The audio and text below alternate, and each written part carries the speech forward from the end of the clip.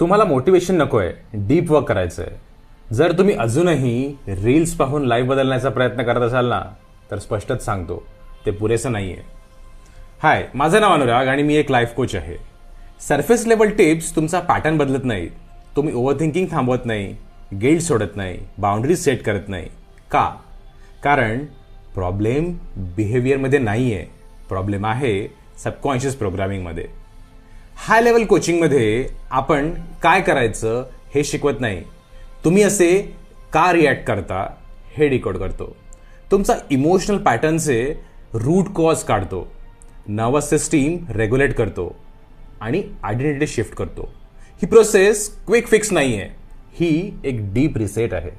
मी सगळ्यांसोबत काम करत नाही, मी फक्त त्यांच्यासोबतच काम करतो जे रेडी असतात अनकम्फर्टेबल ट्रूथला समोर जाण्यासाठी.